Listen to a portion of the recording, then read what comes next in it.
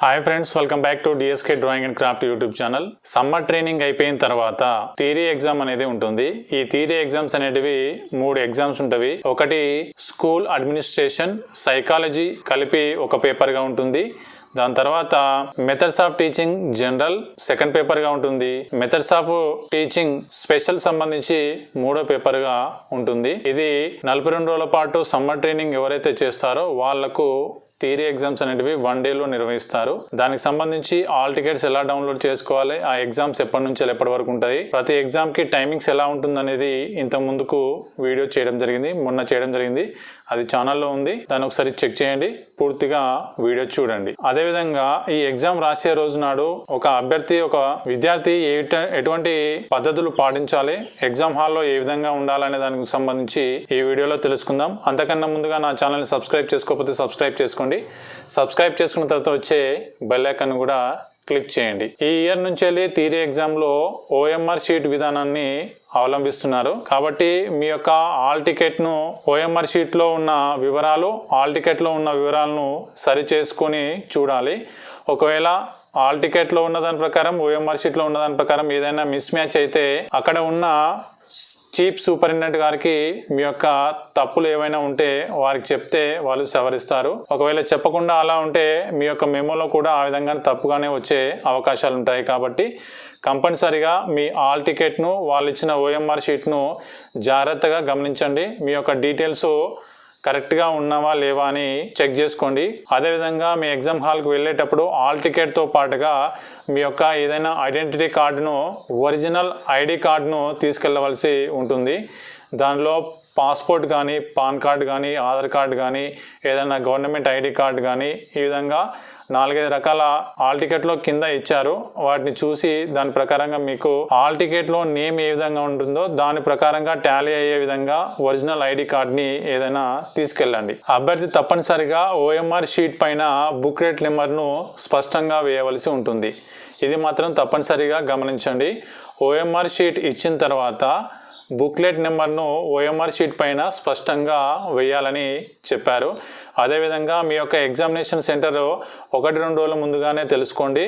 అలా వీలు కాని వాళ్ళు ఆ ఎగ్జామ్ డే రోజు నాడు 1 గంటన్నర ముందుగానే ఎగ్జామినేషన్ సెంటర్కు వెళ్ళండి. ఇది తప్పనిసరిగా గమనించండి. టైం ఉంది కదా అని చెప్పేసి ఎగ్జామినేషన్ సెంటర్ గూగుల్ మ్యాప్లో చూసుకొని దగ్గరలోనే ఉందని చెప్పేసి మీరు లేట్గా వెళ్ళే ప్రయత్నం మాత్రం చేయకండి.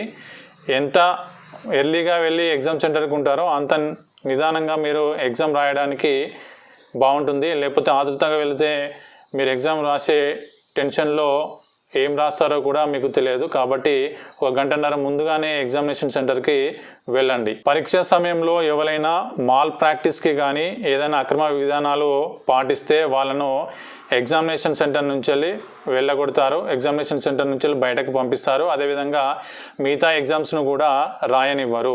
కాబట్టి ఇటువంటి ప్రయత్నాలు మాత్రం చేయకండి. ఇలా చేస్తే వాళ్ళు నెక్స్ట్ ఇయర్ ఎగ్జామ్స్ రాసుకోవాల్సి ఉంటుంది. అలా మొత్తం పూర్తిగా మళ్ళీ 3 ఎగ్జామ్స్ రాయవలసి ఉంటుంది. కాబట్టి అటువంటి ప్రయత్నాలు ఏమీ చేయకుండా ఎగ్జామ్స్ మీకు వచ్చిన నాలెడ్జ్ ప్రకారంగా ఎగ్జామ్ని పూర్తి చేయండి. ఇక్కడ ప్రతి ఆల్ టికెట్ పైన రెగ్యులర్ అండ్ ప్రైవేట్ అభ్యర్థి వాళ్ళ యొక్క ఆల్ టికెట్ను జాగ్రత్తగా భద్రపరచుకోండి అని సూచన ఉన్నది ఒకటి. ఇది రెగ్యులర్ అంటే మీరు మొన్న రీసెంట్గా 2026 మే 1 నుంచి వెళ్ళి జూన్ 11 వరకు ఎవరైతే చేస్తారో వాళ్ళు రెగ్యులర్ క్యాండిడేట్స్ అవుతారు. 2025లో ఎవరైతే ఎగ్జామ్ రాసి ఫెయిల్ అయి ఉంటారో వాళ్ళు ప్రైవేట్ అభ్యర్థిగా పేర్కొంటారు. కాబట్టి మీరు ప్రైవేట్ అభ్యర్థిగా కాకుండా 2026లో జరిగే ఈ ఎగ్జామ్ను క్వాలిఫై మంచి మార్కులతో సర్టిఫికేట్ పొందుతారని అనుకుంటున్నాను. ఒకవేళ 2026లో ఎవరైనా ఫెయిల్ అయితే 2027లో ఒకసారి రాసుకోవడానికి అవకాశం ఉంటుంది. మళ్ళీ అప్పుడు ఫెయిల్ అయిన ఒక్క పేపర్నే కాకుండా మిగతా అన్ని పేపర్లు రాయవలసి ఉంటుంది.